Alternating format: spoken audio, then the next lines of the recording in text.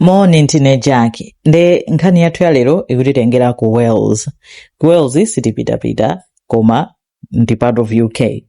Nde inu togwirani chakumwa ticheze. Abambo awa dzina awo nda Christopher Mills. Awe nawo ndi akazi awo a Ethel Michelle Mills. Anthuwa akhala pa banja kwa zaka ndithu. Michelle ali zaka 46. Mu September 2024 Christopher ni Michelle anapita ku caravan house yawo. Koma amapita basa akafuna kukangosuma night kwangopuma ngati ka holiday.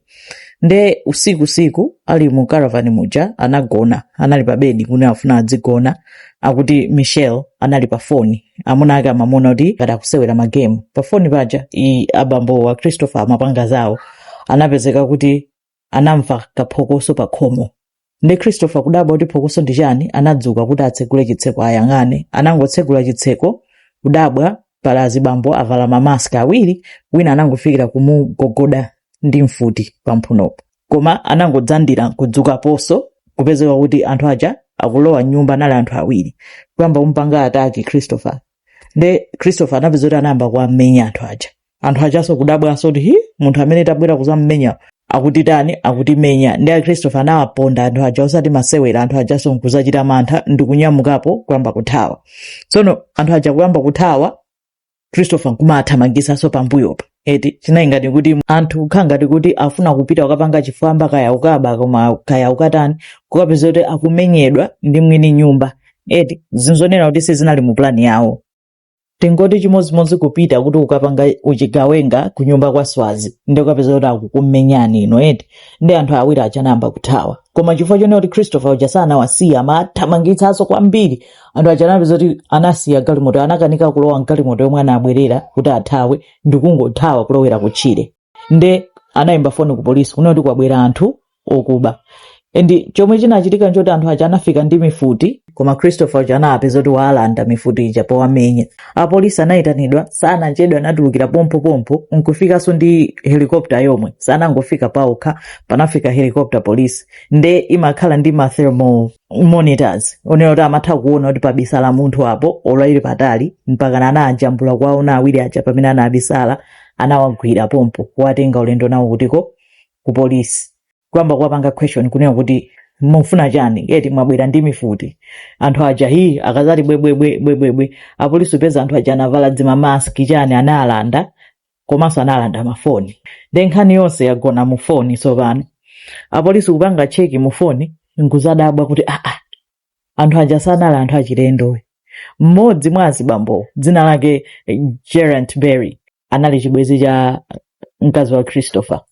Akupitiriza upanga search kwa Geraint Berry uja, akupeza momwe munali mamaski munali zinthu zosiyana anapezanso note.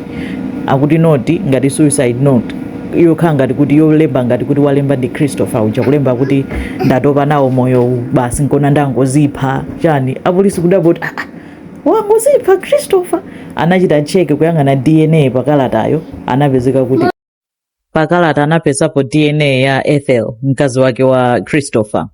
Mpamene nkhani yonse yatunthu inatuluka kuti Ethel Michelle Mills mkazi wa Christopher analatapeza chibwezi chake mmodzi mwa achifwamba aja Geraint Berry. Chibwezi chakoma anapanga decide kuna kuti angomupha Christopher. Ma message anachita kupeza unena kuti he must die, angofa basi.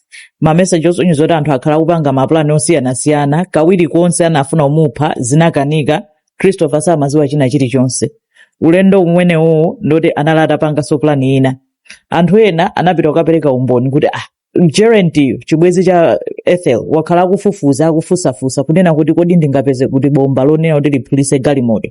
Kumachita kufotokoza galimoto yake make yake ya Christopher uja kunena kuti njira ina amaganiza imeneyo akhala kupanga maplani osiyana koma amafuna kuti zioneke ngati wachita kuzipha. Nde kutenga mifuti, plan yonse yoti apite ku caravan house kuja inali ya Ethel. Unoti atimpitisa ngati tikupita kukangotani kwangocheza basi ndikuuzani tikakhala ready kuti wasumana akufuna azigona nde mubwera muzantani muzamuopseze. Mifuti ija inali yongomuopsezera kaya kuti adzimangirire yekha kuti ukapanda tikuombera, something like that. Koma chomwe sanachite calculate, chomwe samaziwa nchonena kuti uyo sanali chipanza chinango atibula onse nkupeza kuti zonse zatani zasokonekera.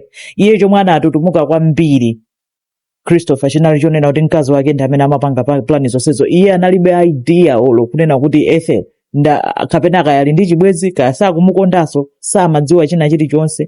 Nkona amaona ngati nthawi yomwe anali pa bedi akusewera game osaziona kuti akuachita message anthu aja kuti mukhoza kumabwera.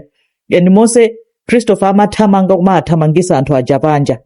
Ethel anali busy kutumiza ma message kuwatumizira anthu aja mafoni, ma message dolo la polisi anapeza kuna kuti run away now, the police has been called, I love you, delete all messages. Ma message to amene ukuza munthu onena kuti anabwera kuti azaphe mwamuna wake. Nde milandu inali ku court.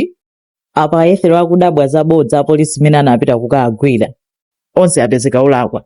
Burial anapeza mnzake mzibambo wina zinake Steven anangontenga kuti tiye ukandithandize zina zake ngati akukaba. Iye zonsezo za plani yonse yokupha munthu samazidziwa, iye amati akwangoba. Koma onse atatu kuyambira Ethel, Gerard Burial ndi munthu wina yamangidwa. Ethel ndi Gerard Burial also apangidwa sentence to 19 years in prison. Imeneyo ndi nkhani yomwe ikupangika ku Wales. Judgment apereka lero lomwe. Zikomo kwambiri.